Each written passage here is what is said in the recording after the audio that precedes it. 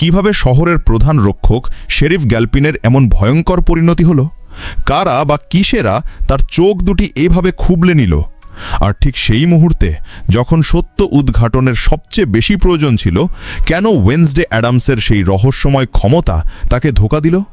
এই সমস্ত প্রশ্নের উত্তর জানতে হলে আমাদের গল্পের কিছুটা পেছন থেকে শুরু করতে হবে। চলুন নেভারমোর একাডেমির সেই অদ্ভুত জগতে আবার ফিরে যাই, যেখানে বিপদ প্রতিটি কোণায় লুকিয়ে থাকে। গল্পের শুরুটা হয় নেভারমোর একাডেমির এক গভীর রাতে।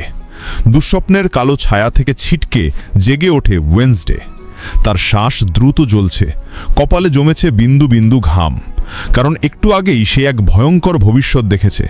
তার প্রিয় রুমমেট এনিডের নিথর দেহ পড়ে আছে, আর তার কবরের ওপর বসে আছে সেই এক চোখওয়ালা ভয়াল র্যাভেন পাখিটা। এই ভিশন দেখে তার চোখ থেকে কালো অশ্রু গড়িয়ে পড়ে, যা এক অশুভ লক্ষণ। ঠিক সেই মুহূর্তে তার মা মর্টিশিয়া তার পাশে এসে দাঁড়ান। তিনি ওয়েন্সডেকে শান্ত করার চেষ্টা করেন এবং সাবধান করে বলেন, তোমার এই ক্ষমতাকে সাবধানে ব্যবহার করতে হবে। এই কালো অশ্রু আমি আগেও দেখেছি তোমার মাসি ওফেলিয়ার চোখে। সে তার ক্ষমতার অতিরিক্ত ব্যবহার করে নিজেকে মানসিক ক্লান্তির দিকে ঠেলে দিয়েছিল এবং শেষে নিজের ক্ষমতাটাই হারিয়ে ফেলে। মর্টিশিয়া বলেন যে ওয়েন্সডেকে সুস্থ হতে হলে গুডির সেই পুরনো ডায়েরির সাহায্য নেওয়া বন্ধ করতে হবে। কিন্তু জেদি ওয়েন্সডে তার মায়ের কোনো কথাই শুনতে রাজি নয়।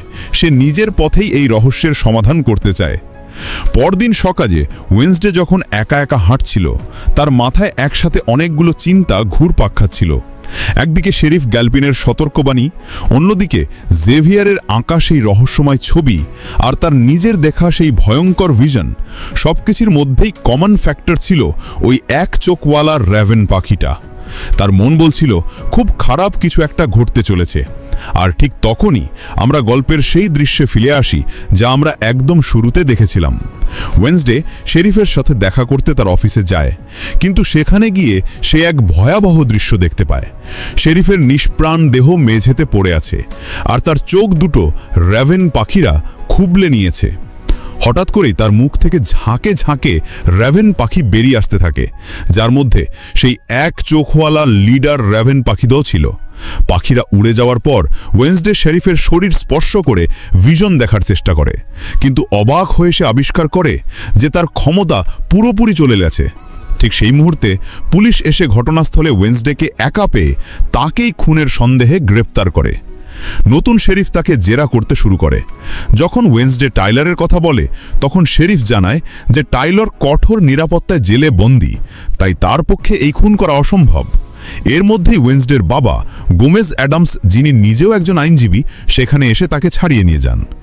অন্যদিকে আমরা ওয়েন্সডের ভাই পাগজলিকে দেখতে পাই, যে একটি যান্ত্রিক হার্টওয়ালা ছেলেকে, যাকে আমরা এখন থেকে ডেড বলে ডাকব, তা ইউজিনের মৌমাছির ঘরে লুকিয়ে রাখে। এই ডেডের কোনো মস্তিষ্ক নেই, তাই পাগজলি তাকে পোষ্য বানানোর স্বপ্ন দেখতে থাকে। কিন্তু হঠাৎই সেই ডেড বমি করে দেয়, আর পাগজলি মজা করে তার নাম রাখে স্লার্প। ওয়েন্সডে নেভারমোরে ফিরে এসে তার বিশ্বস্ত সঙ্গী ধিংকে বলে যে তাকে যে কোনো মূল্যে শেরিফের খুনিকে খুঁজে বের করতে হবে এবং এনিটকে বাঁচাতে হবে। সে যখন নিজের ঘরে ঢোকে, তখন এনিট তার সাথে মজা করে মৃত্যুর ভান করে পড়ে থাকে।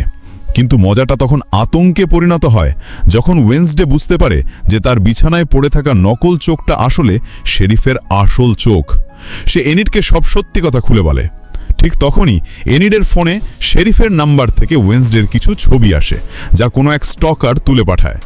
ভয় পেয়ে এনিড ওয়েন্সডের থেকে দূরে সরে যায়। ওয়েন্সডে চোখটা থেকে ভিশন দেখার চেষ্টা করে, কিন্তু তার ক্ষমতা তখনও ফেরেনি। তাই সে থিংকে গুডির বইটি পড়ে কোনো সমাধান খোঁজার দায়িত্ব দিয়ে বেরিয়ে পড়ে। এর মধ্যে আমরা নেভারমোরের পুরনো প্রফেসর উলফকে দেখি, যার মাথাটা একটা কাচের জারে রাখা। ওয়েন্সডে তার কাছে জানতে চায় যে একাডেমিতে এমন কেউ আছে কিনা যে পাখিদের নিয়ন্ত্রণ করতে পারে, কিন্তু জানতে পারে যে গত 10 বছরে এই ধরনের কোনো ছাত্র ভর্তি হয়নি। অন্য এক দৃশ্যে বিয়াঙ্কা আর মর্টিশিয়া স্কুলের জন্য ডোনেশন জোগাড় করার কাজ করছিল। প্রিন্সিপাল বিয়াঙ্কাকে চাপ দেন যেন সে তার সাইরেন ক্ষমতা ব্যবহার করে মর্টিশিয়াকে আরও বেশি ডোনেশন দিতে রাজি করায়।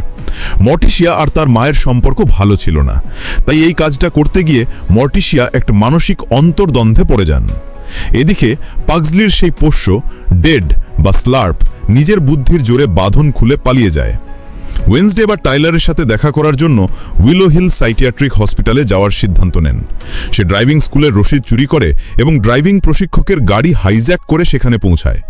সেখানকার ডাক্তার ফেয়ারবার্ন জানান যে টাইলার একজন অত্যন্ত চতুর হাইড এবং তাকে লরেল গেটস থেকে দূরে রাখা হয়েছে যাতে তাদের মাস্টার শিষ্যের বন্ধন দুর্বল হয়ে পড়ে। ওয়েন্সডে যখন টাইলারের সাথে দেখা করে, টাইলার প্রথমে তাকে মানসিকভাবে দুর্বল করার চেষ্টা করে। যখন ওয়েন্সডে তার বাবার মৃত্যুর খবর দেয়, টাইলারের তাতে কোনো ভাবান্তর হয় না। উল্টে সে ওয়েন্সডেকে হুমকি দিয়ে বলে, আমি যখনই এনিডকে দেখব তাকে শেষ করে দেব। এই কথা শুনে ওয়েন্সডে রেগে গিয়ে তাকে এমনভাবে অপমান করে যে টাইলার তার হাইড রূপে পরিণত হতে শুরু করে, কিন্তু হাসপাতালের শক্তিশালী প্রযুক্তির কারণে সে পুরোপুরি রূপান্তরিত হতে পারে না। ওয়েন্সডে যখন ঘরে ফেরে, সে এনিডকে খুঁজে পায় না। হঠাৎ তার ফোনে একটি কল আসে।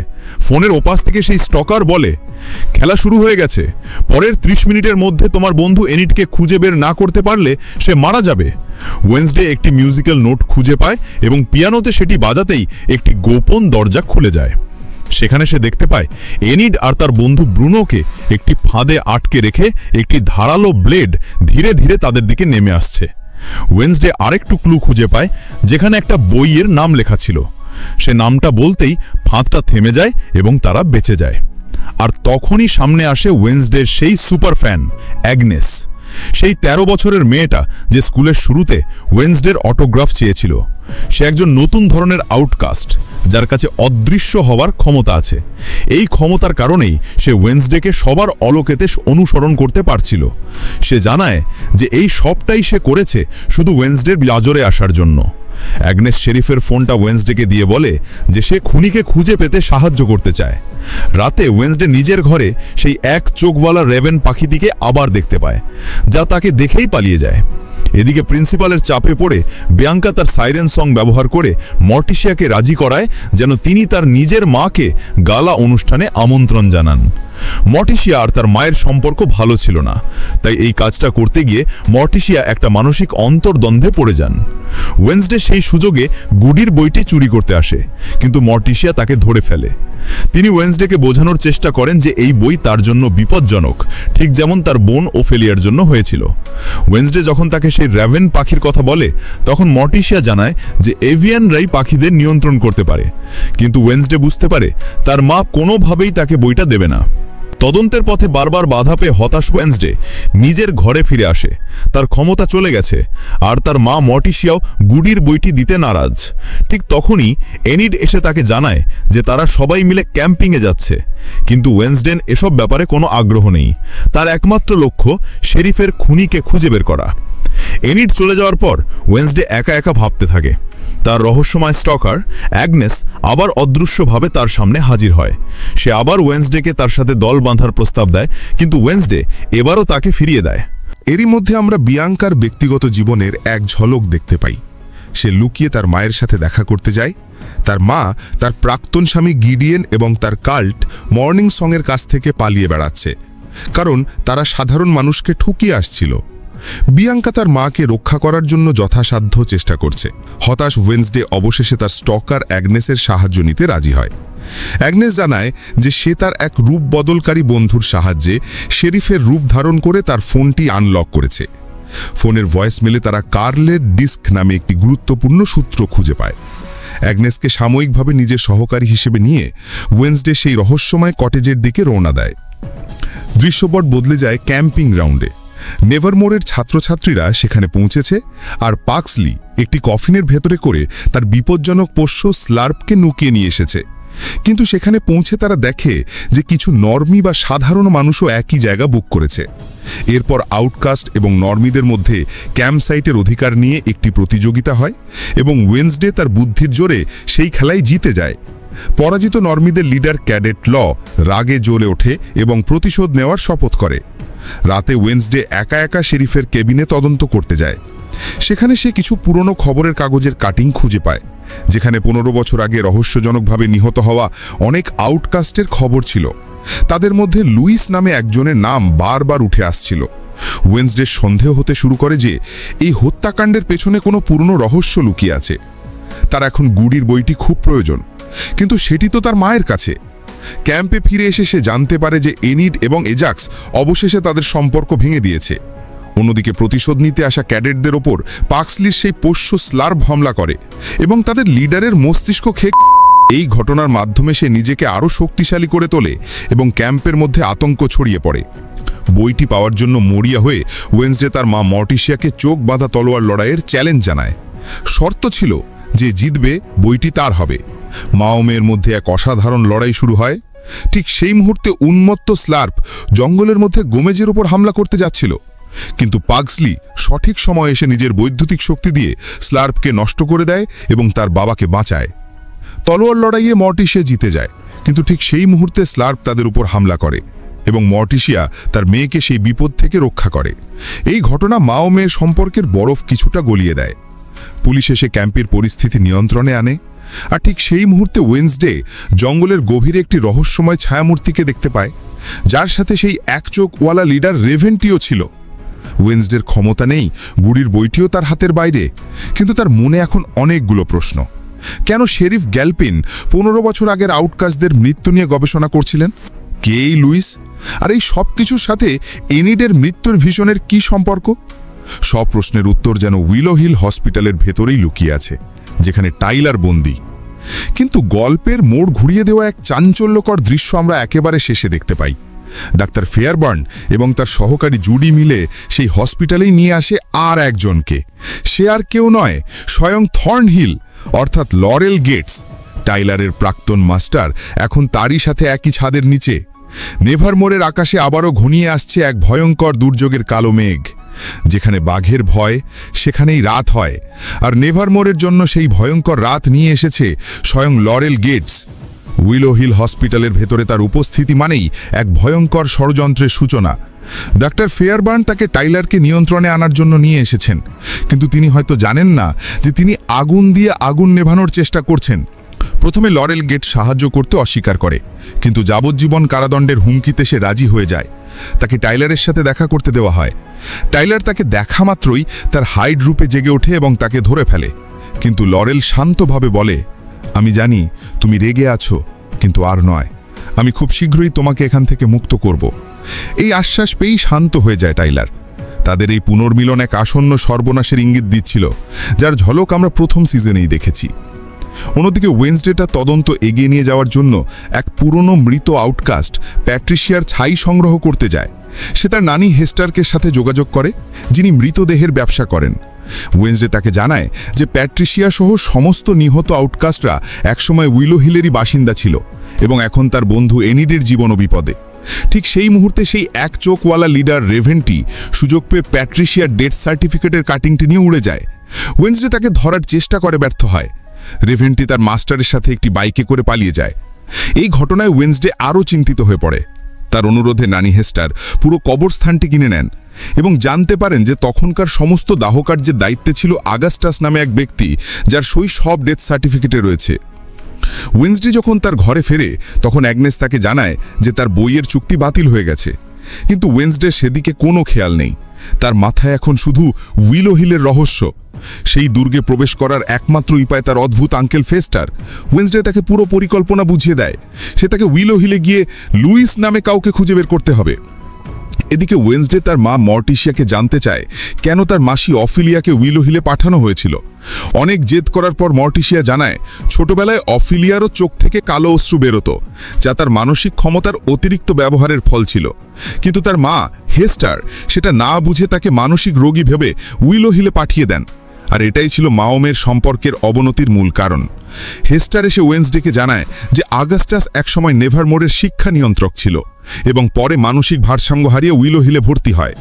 মর্টিসিয়া যখন জানতে পারে যে হেস্টার টাকার বিনিময়ে ওয়েন্সডেকে বইটি দেওয়ার প্রস্তাব দিয়েছে, তখন তিনি রেগে গিয়ে বইটি পুড়িয়ে দেন, কারণ তার কাছে পরিবারের নিরাপত্তা সবচেয়ে আগে। ঠিক সেই মুহূর্তে সেই লিডার রেভেন্টি ইশারা দিয়ে হাজার হাজার রেভেন পুরো নেভারমোর একাডেমি ঘিরে ফেলে। তাদের লক্ষ্য একজন, এনিড।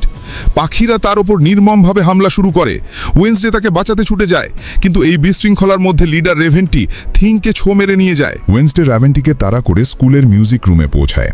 সেখানে সে ডক্টর ফেয়ারবার্ন এবং স্কুলের মিউজিক টিচার ক্যাপ্রিকে দেখতে পায়, যারা দুজনেই খুব আতঙ্কিত অবস্থায় ছিল। যেন তারা কিছু একটা থেকে পালিয়ে এসেছে।